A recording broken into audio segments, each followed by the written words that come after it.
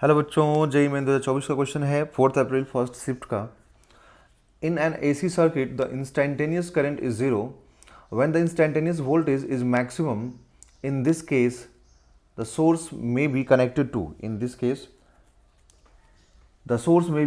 To first pure inductor, pure capacitor, pure resistor, combination of inductor and capacitor.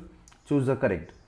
देखिए बच्चों, यहाँ पर ना हम लोग जो सोर्स लेते हैं ना, वो जनरली सोर्स क्या लिखते हैं हम लोग, V is equal to v not sine omega t, है ना। अभी इनिशियल फेज डिफरेंस वगैरह मैं नहीं कंसिडर कर रहा हूँ, उसको मैं जीरो मान के चल रहा हूँ, ठीक है। क्योंकि हम लोग को पूरा इक्वेशन सॉल्व नहीं करना, हम लोग को जस्ट यहाँ पे एक ऐसा रिलेशन बैठा देना है जिससे कि हम लोग को मालूम हो जाए, है ना, कि क्या मतलब वहाँ पे कैपेसिटर इंडक्टर क्या होगा। तो देखिए, ये हम लोग सोर्स लेते हैं v not sine omega t, ठीक है। एंड जो रजिस्टर की हम बात करते हैं ना, तो रजिस्टर वाले में सिंपल आई जो आता है वो I not sine omega t आ जाता है, ठीक है। In case of resistor, for resistor, ठीक है, मतलब यहाँ पे I directly proportional to sine omega t, ठीक। फॉर इंडक्टर पूरा इक्वेशन सॉल्व नहीं करूँगा, है ना। पूरा इक्वेशन सॉल्व करने का भी यहाँ पे कोई मतलब नहीं है ना, एग्जाम में सॉल्व कैसे कर सकते हैं आप लोग, नहीं कर सकते हैं। तो इसलिए हम लोग यहाँ पे शॉर्टकट में समझेंगे इस चीज़ को।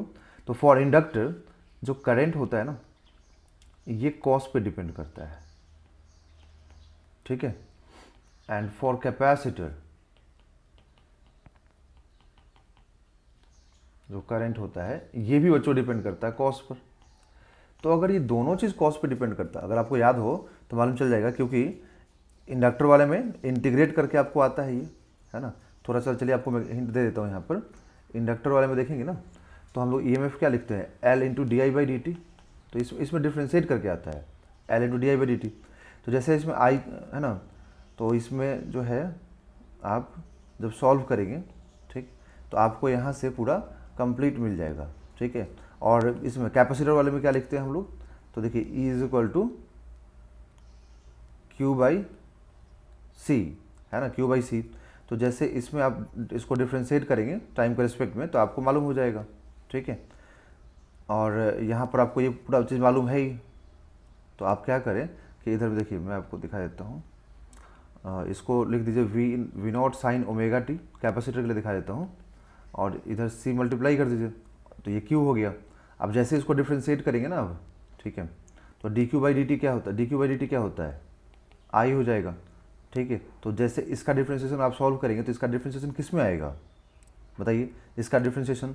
आप देखो, ये जो सी वी नॉट है वो तो रहेगा ही रहेगा, और ये ओमेगा भी आएगा, और साइन का होता है कॉस। तो देखिए यहाँ से जो करंट आएगा, क्योंकि D Q by d T क्या होता है, करंट होता है, तो कॉस के टर्म में आ रहा है ना। तो पूरा सॉल्व करने का एग्जाम में कोई मतलब नहीं होता है। तो आप सीधे याद रखिए कि इसके लिए, इन दोनों के लिए, इंडक्टर और कैपेसिटर के लिए कॉस होता है, ठीक है, और इसके लिए साइन रहता है रजिस्टर के लिए, है ना। अगर आप इंडक्टर वाला भी देखेंगे तो इसमें भी आप क्या लिख देंगे, v not sine omega t is equal to L into d i by d t, ठीक है। अब यहाँ से v not sine omega t into d t upon L करेंगे, फिर यहाँ डी आई लिखेंगे, फिर इसको इंटीग्रेट करेंगे। तो इंटीग्रेट करोगे तो साइन का इंटीग्रेशन क्या होता है, कॉस होता है, ठीक है। और यहाँ पे आई आएगा ही, बाकी में इधर में v not by omega L आएगा। तो ओमेगा एल से अपने कोई मतलब नहीं है। ये देखो यहाँ पे जो आई है वो कॉस पर डिपेंड कर रहा है ना, कॉस ओमेगा टी पर। तो वही चीज़ बोल रहा था कि यहाँ पर डिपेंड करता है। तो एग्जाम में आप नहीं इसको ड्राइव कर सकते, तो आप इसको याद रखिए कि जब प्योर रेजिस्टेंस होगा तो सीधे मतलब जो इसका फंक्शन होगा, जो वी का फंक्शन होगा वही इसका फंक्शन होगा आई का। इंडक्टर और कैपेसिटर में अगर वी साइन है तो आई कॉस आएगा। तो अब देखिए यहाँ पर कि अगर आप यहाँ पर थीटा का वैल्यू, क्योंकि वहाँ क्लियर बोला गया है कि the instantaneous current is zero when instantaneous voltage is maximum. तो ये इंस्टैंटेनियस वोल्टेज मैक्सिमम कब होगा, जब साइन ओमेगा का वैल्यू क्या होगा, ये मैक्सिमम तभी हो सकता है जब साइन ओमेगा टी का वैल्यू 1 हो, तभी मैक्सिमम हो सकता है ना। और साइन ओमेगा टी मैक्सिमम कब होगा, जब ओमेगा टी कितना हो, पाई बाई 2 हो।